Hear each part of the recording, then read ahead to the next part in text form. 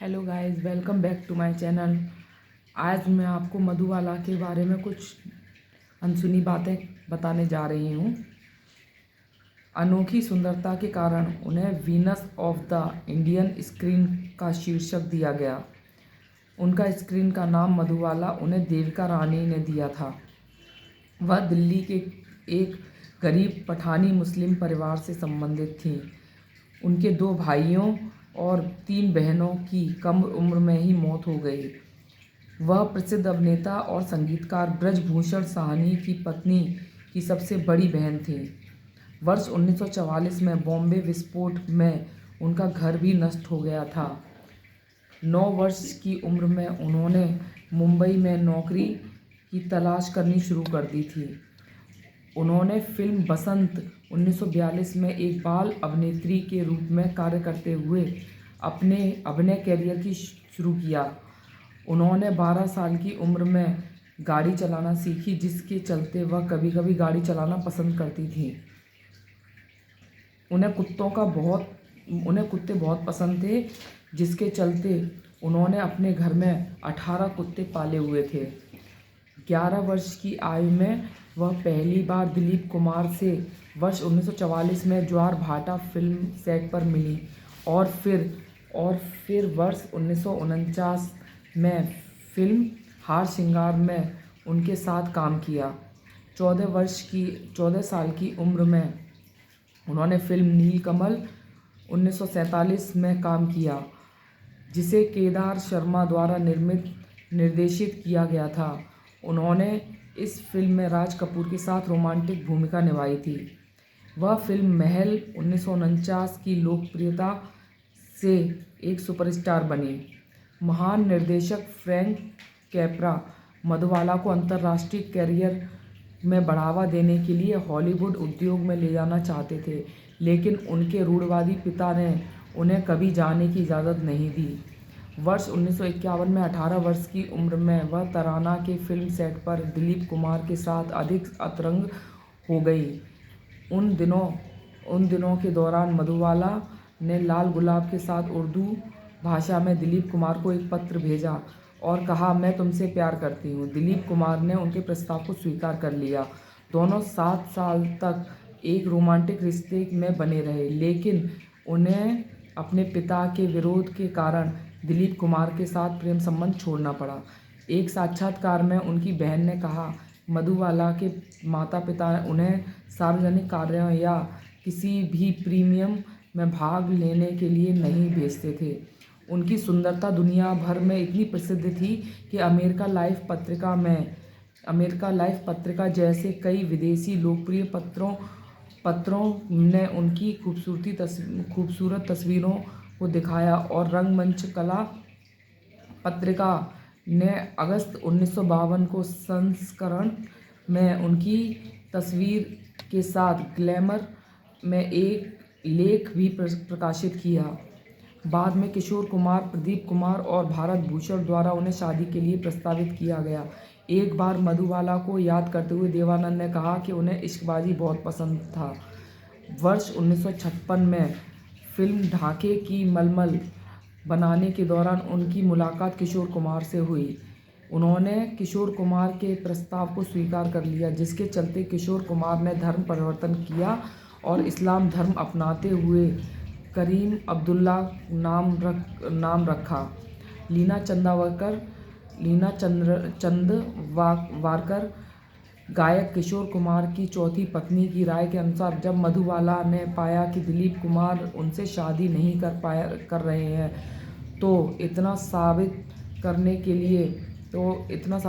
के लिए कि वह किसी और को पसंद कर सकती हैं, जिसके लिए उन्होंने किशोर कुमार से शादी का फैसला किया। हालांकि किशोर कुमार को भी इस बारे में पता नहीं था कि मधुबाला उनका प्रस्ताव स्वीकार कर लेंगे। अशोक कुमार ने खुलासा किया कि उनकी बीमारी ने मधुबाला को बुरी तरह से प्रभावित किया था, जिसके चलते वह किशोर कुमार से लड़कर अपने पिता के घर चली गई। उन्होंने नाता 1955 में और महलों के ख्वाब 1960 जैसी फिल्मों का निर्माण किया और अभिनय भी किया। उनके करियर की सबसे बड़ी हिट फिल्म मुगले आजम 1960, श्रीमान और श्रीमती 55 1955, चलती का नाम गाड़ी 1958, बरसात की एक रात 1960 और तराना है। 5 अगस्त 1960 को फिल्म मुगले आजम के रिलीज़ के बाद उन्होंने सफलता के आकाश को छू लिया और यह फिल्म सबसे अधिक कमाई करने वाली लिस्ट में शामिल हुई और अगले 15 वर्षों तक यह रिकॉर्ड कायम रहा। मुगले आजम बनाने के दौरान मधुबाला कैद वाला दृश्य वास्तविक बनाने के लिए निर्देशक ने उन्हें असली के लोहे की जंजीरें पहनाई थी, जिससे उन्हें काफ़ी गहरी चोट लग गई थी और वह कई दिनों तक दर्द में रहीं। उन्होंने लगभग 70 फिल्मों में काम किया है। वह 9 साल से दिल की बीमारी से पीड़ित थीं, लेकिन उन्होंने किसी के सामने यह बीमारी का खुलासा नहीं किया और अधिक स्वास्थ्य समस्याओं का सामना करते हुए बीमारी के खिलाफ लड़ाई जारी रखी। वह दिन प्रतिदिन स्वास्थ्य रूप से कमज़ोर होती जा रही थी और एक दिन वह बहुत दिन हो हुए 1954 में फिल्म सेट पर काम करते हुए उन्होंने खून की उल्टी की। 1950 के दशक के मध्य में उनकी बीमारी सार्वजनिक रूप से लोगों के सामने आई और जिसके बाद उन्होंने बॉक्स ऑफिस पर पॉइजन नाम का लेबल दिया। वर्ष 1960 में उन्होंने लंदन के एक अस्पताल में इलाज की मांग की, लेकिन डॉक्टरों ने हृदय प्रत्यारोपण के रूप में एक काम करने से इनकार कर दिया क्योंकि उपचार करना संभव नहीं था। वर्ष 1966 में उन्होंने अपनी फिल्म चालक को पूरा करने की कोशिश की, लेकिन शूटिंग के दौरान वह दर्द को सहन नहीं कर सकी। यह समझते हुए कि फिल्म उद्योग में एक अभिनेत्री के रूप में उनका करियर समाप्त हो गया, उन्होंने फिल्म निर्देशन के क्षेत्र में प्रवेश करने का फैसला किया और फिल्म फर्ज और इश्क के साथ अपना निर्देशन करियर शुरू किया, लेकिन गंभीर स्वास्थ्य के कारण वह फिल्म को पूरा नहीं कर सकी। जब डॉक्टरों ने कहा कि इनके पास सिर्फ 2 साल हैं, तब किशोर कुमार ने मधुबाला को उनके पिता के घर छोड़ दिया और कहा कि वह अपने बाहर के कार्यों के कारण मधुबाला की देखभाल नहीं कर सकते।